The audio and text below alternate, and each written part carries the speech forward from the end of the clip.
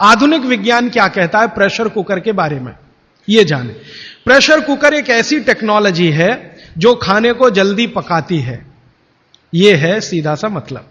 अब खाने को जल्दी पकाने के लिए यह प्रेशर कुकर क्या करता है, जो भोजन आपने उसमें अंदर रखा है पकने के लिए उस पर, और जो पानी डाला है आपने भोजन पकाने के लिए उस पर अतिरिक्त दबाव डालता है। यह है प्रेशर।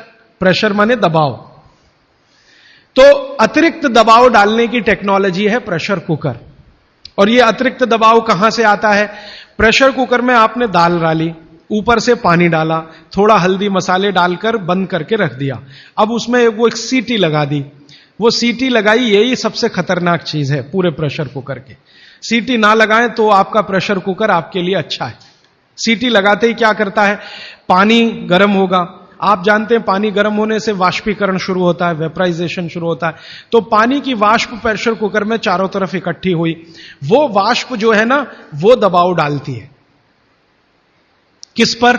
दाल पर, चावल पर, सब्जी पर। यह दबाव डाल के होता क्या है, दाल, एक कल्पना करिए अरहर की दाल, थोड़ी देर के लिए कल्पना, अरहर की दाल के छोटे छोटे टुकड़े, एक दाल को तोड़कर दो टुकड़े, जिसको द्विदल कहते हैं। जैन समाज के लोग तुरंत समझ में आ जाएंगे। द्विदल, चने की दाल, अरहर की दाल, ये सब द्विदल है। इसको तोड़कर आपने दाल बनाई है। अब ये दाल पानी में पड़ी है, नीचे से गर्म और ऊपर से भाप का दबाव, तो ये दाल जो है ना फट जाती है।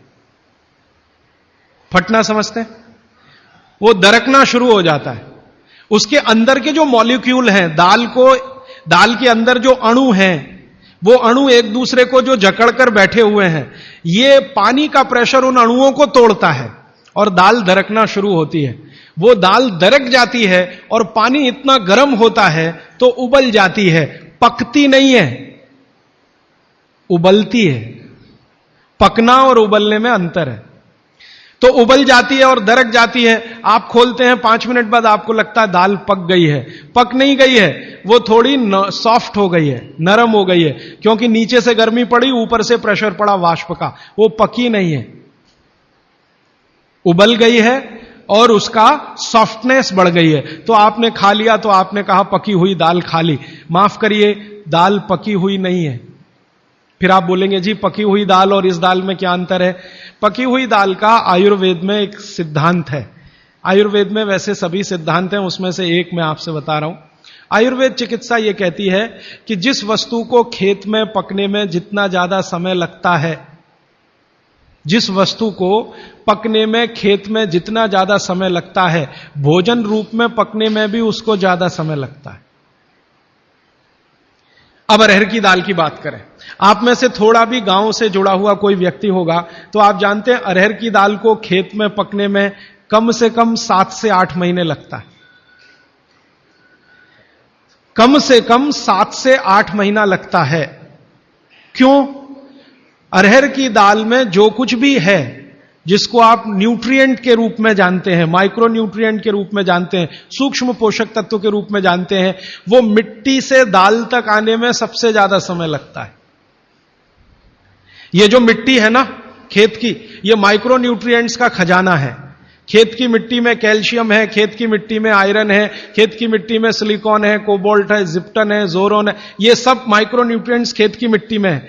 ये पौधे की जड़ में आते हैं, जड़ से तने में आते हैं, तने से फल में आते हैं। इस पूरी क्रिया में बहुत समय लगता है, तो इसलिए दाल को पकने में समय लगता है। तो आयुर्वेद यह कहता है कि जिस दाल को खेत में पकने में ज्यादा समय लगा, उसको घर में भी पकने में ज्यादा समय लगना चाहिए। क्यों? ये जो माइक्रो न्यूट्रिएंट्स धीरे धीरे एब्जॉर्ब हुए हैं दाल में, खींच कर आए हैं दाल में, इनको डिसॉल्व होने में भी धीरे धीरे ही समय लगेगा। आप दाल क्यों खाना चाहते हैं? आप दाल खाना चाहते हैं प्रोटीन के लिए। प्रोटीन कहां से आएगा? ये जो माइक्रो न्यूट्रिएंट्स का कलेक्शन दाल में इकट्ठा है, इनके टूट जाने पर, बिखर जाने पर, तो वो बिखरने और टूटने में उसको देरी लगने वाली है, क्योंकि आने में देरी लगी है। यह प्रकृति का सिद्धांत है, आयुर्वेद का नहीं कहना चाहिए, प्रकृति का सिद्धांत है। बच्चे को पेट के अंदर गर्भाशय में विकसित होने में समय लगता है। दुनिया में हर चीज को विकसित होने में समय लगता है, जल्दी कुछ नहीं होता। इसलिए दाल भी जल्दी नहीं पकती, बच्चा भी जल्दी नहीं होता। सभी चीजों में यह है, प्रकृति का नियम है। और प्रकृति का दूसरा नियम है कि जिन चीजों को पकने में, बड़ा होने में ज्यादा समय लगा है, उनको डिसॉल्व होने में भी ज्यादा समय लगेगा। और दाल जब डिसॉल्व होगी तब उसके प्रोटीन्स आपको मिलेंगे भोजन में। इसीलिए आप दाल खा रहे हैं, ताकि आपको प्रोटीन की कमी पूरी हो। कुछ विटामिन आपको चाहिए, कुछ प्रोटीन्स आपको चाहिए, कुछ और दूसरे अंश आपको चाहिए। तो आयुर्वेद का नियम बिल्कुल सीधा है कि दाल ज्यादा देर में पकी है तो घर में भी ज्यादा देर में पके। अब मेरे समझ में आया कि हमारे पुराने लोग जो बुजुर्ग थे वो कितने बड़े वैज्ञानिक थे।